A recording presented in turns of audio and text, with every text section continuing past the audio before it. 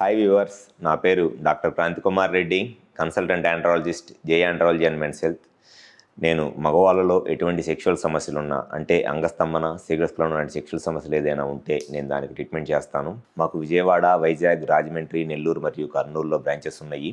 ఈ వీడియోలో నేను చెప్పదలుచుకున్న టాపిక్ హస్తప్రయోగం లేదా మాస్టర్బేషన్ అనే అలవాటు వల్ల మగవాళ్ళలో ఎటువంటి సెక్షువల్ సమస్యలు వస్తాయి అండ్ ఆ సెక్షువల్ సమస్యలు రావడానికి గల కారణం ఏమిటి అనేది ఈ వీడియోలో నేను డీటెయిల్గా చెప్తాను.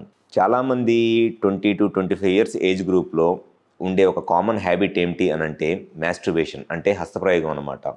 సో ఈ మాస్టర్బేషన్ లేదా హస్తప్రయోగం చేసుకోవటం అనేది లాభమా నష్టమా అనేది చాలామందికి అదొక డిఫరెన్స్ ఆఫ్ ఒపీనియన్స్ ఉంటాయి.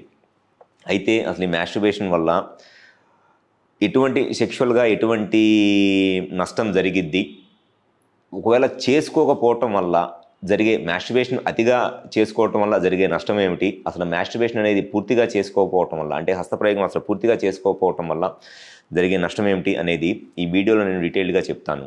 ముందుగా మాస్టర్బేషన్ లేదా హస్తప్రయోగము అనేది అతిగా చేసుకోవటం వల్ల, అంటే మినిమమ్ వీక్లీ ఒక 3 times 4 times లేకపోతే డైలీ 2 times అట్లా ఎక్కువగా చేసుకోవటం వల్ల జరిగే నష్టం ఏమిటి అని అంటే, చాలామంది మాస్టర్బేషన్ చేసుకునేటప్పుడు ఎక్కువ మంది చేసే మిస్టేక్ ఏంటి అని అంటే పార్న్ వీడియోస్ లేదా బ్లూ ఫిలిమ్స్ చూసి ఆ బ్లూ ఫిలిమ్స్ చూస్తా మాస్టర్బేషన్ చేసుకుంటూ ఉంటారు.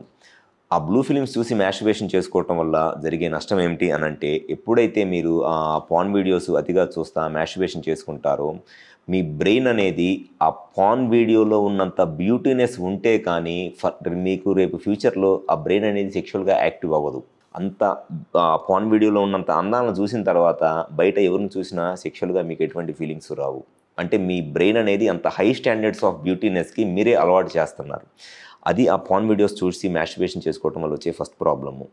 అండ్ సెకండ్ ప్రాబ్లం వచ్చేసి, ఆ పార్న్ వీడియోస్ చూస్తా మీరు ఎక్కువగా మాస్టర్బేషన్ చేసుకోవటం వల్ల పెన్నిస్లో ఉన్న నర్వ్స్ ఈ హ్యాండ్ సెన్సేషన్, ఈ చేతి యొక్క స్పర్శ తగిలితే కానీ ఆ నర్వ్స్ అనేది రియాక్ట్ అవ్వవు.